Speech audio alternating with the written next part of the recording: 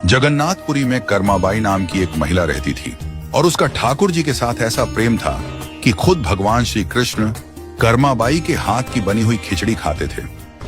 अब कर्मा रोज अपने नियम के अनुसार सुबह सवेरे जल्दी उठकर भगवान श्री कृष्ण के लिए बड़े प्रेम से खिचड़ी बनाती और भगवान को थाली में भोग लगाती। कुछ देर में भगवान खिचड़ी खा लेते और थाली साफ हो जाती। इसके बाद कर्मा अपने स्नान ध्यान आदि नित्य कर्मों में लग जाती और इसी प्रकार यह क्रम निरंतर चलता रहा। एक दिन भगवान श्री कृष्ण को भोग लगाने के बाद एक छोटा सा बालक कर्माबाई के पास आया और उनसे बोला, माँ कुछ खाने को है, बड़ी भूख लगी है। कर्माबाई ने कहा, हाँ बेटा, मैंने अभी अभी खिचड़ी बनाई है, आजा बैठ जा, तू भी खिचड़ी खा ले।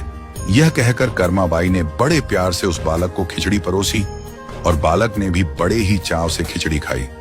उस बालक के रूप में स्वयं भगवान जगन्नाथ कर्माबाई के हाथ से बनी खिचड़ी खाने साक्षात पधारे थे। बालक ने जल्दी से खिचड़ी खा ली और उनसे कहा, माँ खिचड़ी बहुत अच्छा बनी है, मैं कल भी खिचड़ी खाने आ जाऊं?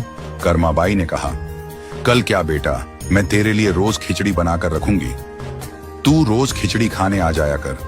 बालक ने कहा, ठीक है माँ। अगले दिन से वह बालक रोज सुबह सवेरे कर्माबाई के पास खिचड़ी खाने आने लगा।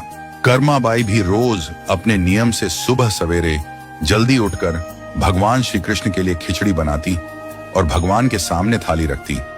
फिर भगवान खिचड़ी का भोग लगाते और उसके कुछ ही देर बाद वह बालक आ जाता। फिर कर्माबाई उसे भी बड़े प्रेम से खिचड़ी खिलाती। एक दिन कर्माबाई की कुटिया के पास एक साधु आया। बातों ही बातों में उसे पता चला कि कर्माबाई बिना स्नान ध्यान किए भगवान श्री कृष्ण के लिए खिचड़ी बनाती है और भोग लगाती है। उसने कर्माबाई से कहा, स्नान किए बिना भगवान की पूजा करने और भोग लगाने से पाप लगता है। इसलिए उसने कर्माबाई को स्नान करके पूरे विधि विधान से पूजा करके भोग लगाने को कहा। साधु से ऐसा सुनकर भोली भाली कर्मा अगले दिन से सुबह जल्दी उठकर स्नान करके खिचड़ी बनाने लगी और विधि विधान से पूजा करके भोग लगाने लगी।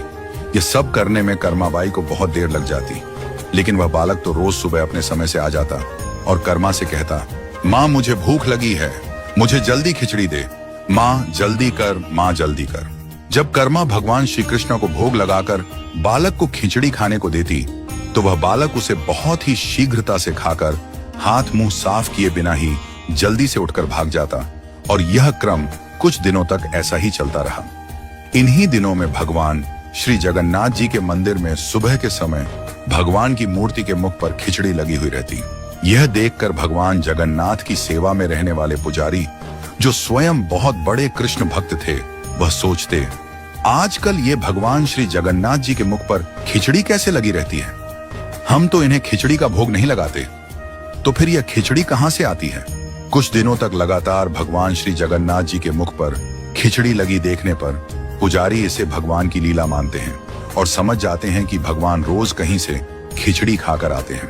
भगवान की लीला को जानकर वह मन ही मन भगवान श्री जगन्नाथ जी से पूछते हैं कि कहां से खिचड़ी खाकर आते हो प्रभु, हमें भी तो बताओ।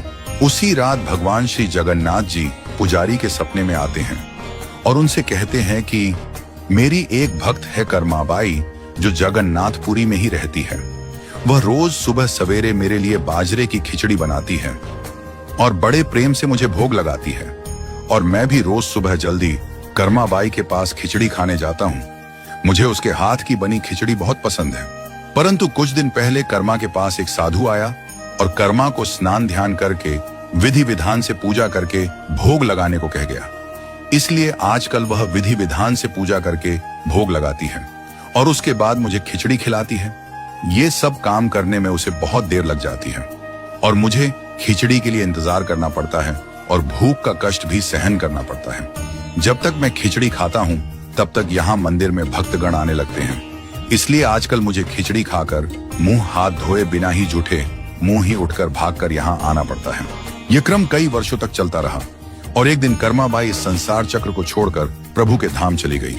उस दिन जगन्नाथपुरी के मंदिर में भगवान श्री जगन्नाथ जी के श्री विग्रह के नयनों से अश्रु निकल रहे थे। यह देखकर मंदिर के सभी पुजारी और जगन्नाथपुरी के राजा भी मंदिर में उपस्थित हो गए और प्रभु से विनती करने लगे कि हे प्रभु, क्या हमसे कोई भूल या अपराध हुआ है? जिसके कारण जगत के पालनहार की आंखों से आंसू निकल रहे हैं। उसी दिन रात में पुजारी जी और जगन्नाथपुरी के राजा के स्वप्न में भगवान श्री जगन्नाथ जी ने कहा कि आज मां कर्माबाई इस लोक से विदा हो गई और मुझ में विलीन हो गई, परंतु अब मुझे रोज सुबह सवेरे बाजरे की खिचड़ी कौन खिलाएगा। अगले दिन जगन्नाथपुरी के राजा ने मंदिर के सभी पुजारियों और संतों से राय ली और यह आदेश जारी किया कि आज से भगवान श्री जगन्नाथ जी को सुबह सवेरे सबसे पहले मां कर्माबाई के नाम से बाजरे की खिचड़ी का भोग लगाया जाएगा, जिससे भगवान को मां कर्माबाई की कमी कभी महसूस न हो। इसीलिए उस दिन से लेकर आज तक भगवान श्री जगन्नाथ जी के मंदिर में श्री जगन्नाथ जी के विग्रह को 56 भोग से पहले बाल रूप में बाजरे की खिचड़ी का भोग लगाया जाता है और इसे बाल भोग कहा जाता है। सैकड़ों सालों के बाद भी श्री जगन्नाथ मंदिर में मां कर्माबाई की याद में यह प्रथा आज भी वैसी की वैसी चली आ रही है।